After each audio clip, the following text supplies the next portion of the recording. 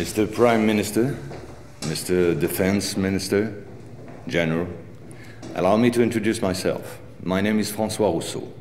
I'm in charge of an informal research group, which does not appear in your organization charts. Our president, to whom I personally and exclusively refer, thought it useful, if not necessary, that I clarify for you a certain number of issues.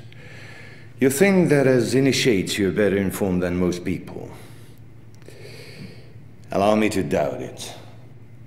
At this very moment, things are taking place. They are somehow serious enough for the informations and documents that I kept for you be revealed to you now.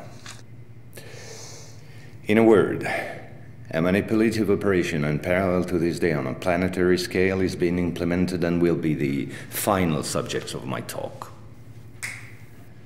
As regards our era, everything in reality started just before World War II. Hitler had broken certain taboos, such as taking recourse to occultism and secret societies.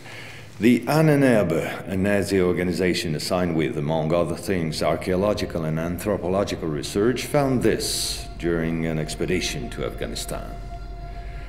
This flying object is called Vimana, or Astra, by the Hindus.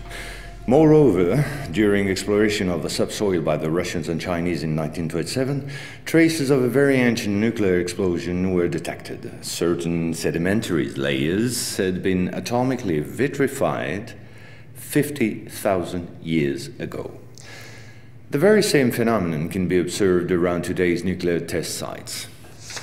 One must understand that Hitler, thanks to these discoveries which he took highly seriously, was going to open a Pandora's box which no government, whether friend or enemy, wished to close afterward.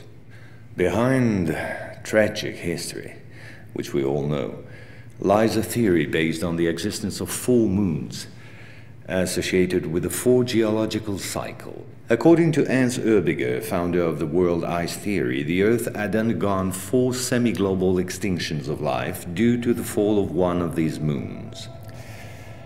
Effectively, as one goes along, the satellite moved closer, gravity changed and triggered some deep mutation of the genetic standard, thereby creating a race of highly intelligent giants measuring approximately between 10 to 13 feet tall.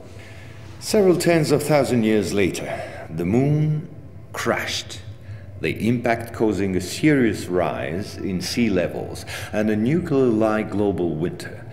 This race of giants was to disappear due to a terrestrial gravity which had grown too powerful and incapacitating for their unusual size. Hitler was initiated to these doctrines, and contacts with Tibet in particular were frequent. The Nazis sought contact with the survivors of ancient civilizations, holders of ancient technologies like the previously described Vimanas. One of these civilizations spread out over the entire planet more than 600 pyramids made of stone, earth, and even iron. These pyramids are almost all pointed in the same direction, all have the same proportion as number pi, and all situated in magnetotelluric nodes. The oldest are in Asia. 2 of them are submerged, one south of Japan at Okinawa, another south of Cuba. These 2 were built about 12,000 years ago. I began by this more archaeological reminder for this reason. Our civilization is the 4th of the cycle which I described previously. Yes, I know that might well hurt our pride. We're neither the first nor the last. One must understand that the study and understanding of several recovered prototypes were the absolute priority to ensure Nazis' domination over the skies. The Allies, in parallel, focused on mastering atom and creating the first nuclear bombs. These secret bases were the center of all research supervised by the Nazis. In one of these bases worked Victor Schauberger, father of the Nazis' UFOs. Schauberger headed the Real Society in charge of anti-gravitational research. He died in 1958 in Texas, while working under protection of the United States on the improvement of his own flying saucers, which have since become American. You will quickly understand that 70% of unexplained aerial phenomena are human in origin and in no way extraterrestrial. Once World War II was over and Nazi technology had been systematically plundered by both Americans and Russians, the first challenge was to carry on and even complete the Nazis' research in great secrecy. The program, called Project Rainbow, especially known for the Philadelphia experiment, was the immediate proof. Mathematician von Neumann, who collaborated with Albert Einstein and Nikola Tesla on behalf of the Navy, succeeded in accidentally teleporting a Cannon-class destroyer escort, the USS Eldridge. These photos, supplied by Morris K. Jessup before his suspicious death, are rare testimonies for this unique experiment. In the same time, the first Indo-Aryan technology prototype trials did not go by unnoticed. The military had come up with a more efficient parade than secrecy.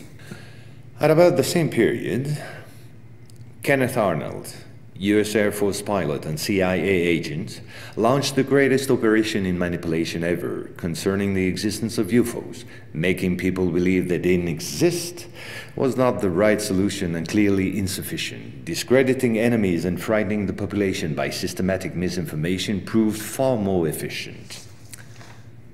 UFOs and parahuman belong henceforth to the movies, television, and collective paranoia, and not to the realm of scientists, as it should have been the case.